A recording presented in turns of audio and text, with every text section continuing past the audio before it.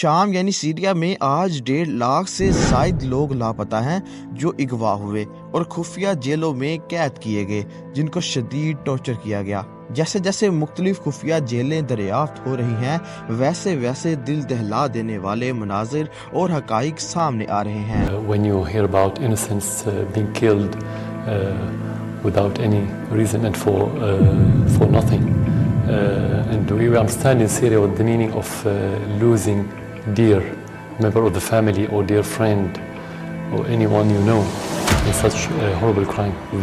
شام جنوب مغربی ایشیا میں بحیرہ روم کے مشرقی ساحل پر واقع ملک ہے۔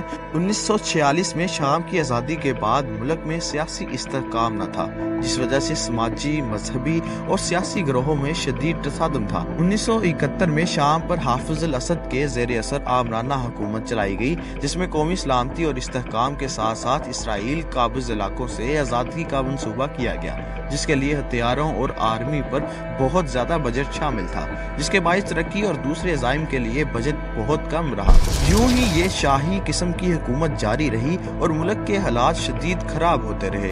2000 میں اسد کی موت کے بعد اس کا بیٹا بشار الاسد صدر بنا۔ بشار الاسد شروع میں بہتر سیاسی اقدامات کی طرف گامزن رہا، مگر جلد ہی اس نے بھی اپنے باپ کی طرح آمرانہ طرز حکومت کو اپنایا۔ سیاسی استحکام لانے کی بجائے اس نے سیاسی اختلافات کو ختم کرنے کے لیے فوجی طاقت کو استعمال کیا۔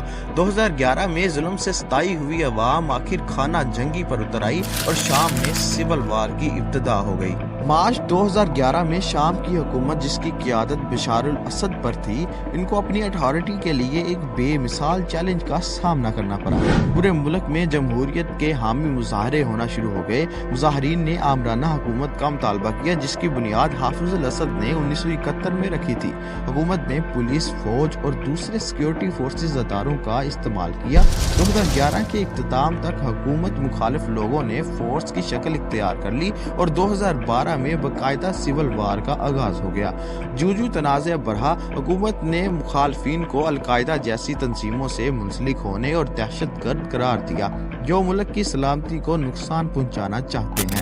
حکومت نے فرقہ واریت کی تقسیم کا ہتھیار بھی استعمال کیا۔ جیسے جیسے یہ مظاہرے اور مخالف طاقت میں اضافہ ہوا، ویسے ویسے حکومت نے فوج اور سیکیورٹی فورسز کی مدد سے سخت ترین اقدامات کرنا شروع کیے۔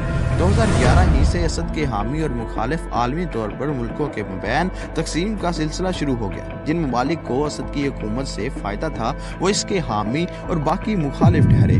ایران اور روس اس سلسلے میں سب سے بڑے حامی تھے، جبکہ ترکی، سعودی عربیہ اور قطر اسد حکومت اور اس کے ظلم کے مخالفین میں شامل تھے۔ 2011 سے 2013 تک اقوام متحدہ کی جانب سے بارہا کوشش کی گئی کہ جنگ بندی ہو سکے اور حالات معمول پر آئیں، مگر ایسا نہ ہو سکا۔ 2013 کے بعد عالمی سطح پر شام میں اسد کے حامیوں نے فوجی امداد بھیجنا شروع، جس میں ایران کی جانب سے حزب اللہ گروپ کے جنگجو شامل ہیں، جبکہ عرب ممالک نے اسد حکومت اور شام میں ظلم کو روکنے کے لیے مختلف پابندیاں لگائیں۔ اسد حکومت نے اگست 2013 میں دمشق کے قریب 21 کیمیکل حملے کیے، جس سے سینکڑوں افراد ہلاک ہوئے۔ And if we were the one who killed our people, as they say, how could we withstand 4 years while the people are against us supposedly, and the West and the regional countries, and I spent 4 years in my position with the government, with the army, with the institution, without public support. That's impossible. 2015 سے روس نے زیادہ active role ادا کرنا شروع کیا۔ روس کی مدد سے شامی فوجوں نے باغیوں اور مخالف گروپوں کے خلاف مہم تیز کر دی، جس میں شہری ہلاکتوں سے بچنے کی کوئی کوشش نہ کی گئی۔ 2016 تک یہ باغی گروپ منہدم ہو چکے تھے، مگر ترکی کی سرحد کے ساتھ باغی گروپوں نے زور پکڑنا شروع کیا، جن کو ترکی اور عرب ممالک کی حمایت حاصل تھی۔ 2017، 18 اور 19 میں باغی گروپوں اور حکومتی فورسز کے درمیان مختلف نوعیت کی جھڑپیں اور لڑائیاں جاری رہیں۔ 2020 میں شامی حکومت نے روسی ایئر فورس کے ساتھ مل کر آپریشنز شروع کیے۔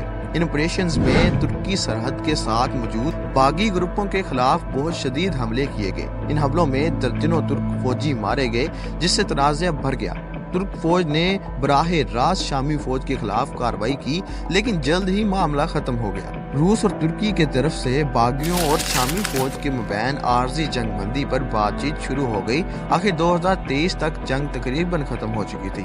2024 میں ایک نیا باغی حملہ ہوا، لیکن اس پر شامی حکومت کو انٹرنیشنل لیول پر وہ حمایت حاصل نہ تھی جو پہلے تھی۔ روس یوکرین جنگ کی وجہ سے روس کا زیادہ فوکس اپنی جنگ پر تھا، جبکہ ایران اسرائیل حماس جنگ کی وجہ سے تنازع کا شکار تھا۔ اسرائیلی حملوں کے باعث اس کی اسٹریٹجک ایسٹس اور ایریا میں اس کی صورتحال کو کافی دھچکا لگا تھا، خاص طور پر شام، عراق اور دوسرے ممالک جہاں حزب اللہ کا اثر تھا۔ یہی حزب اللہ فورسز شامی فوج کی مددگار تھی۔ اکتوبر 2024 میں حزب اللہ نے اپنے جنگجو شام سے واپس بلائے۔ 29 نومبر کو باقی فوجوں نے شہر حلب میں اپنی پیش قدمی شروع کر دی اور حکومتی فوجوں کو پیچھے ہٹنے پر مجبور کر دیا۔ آخرکار 7 دسمبر کو باقی فوجوں نے شامی حکومت کو مکمل طور پر شکست دے دی اور ملک کا کنٹرول اپنے ہاتھ لے لیا۔ اسد اور اس کی بیوی پہلے ہی ملک سے فرار ہو چکے تھے، جو کہ روس کے شہر ماسکو میں پرواز کر گئے۔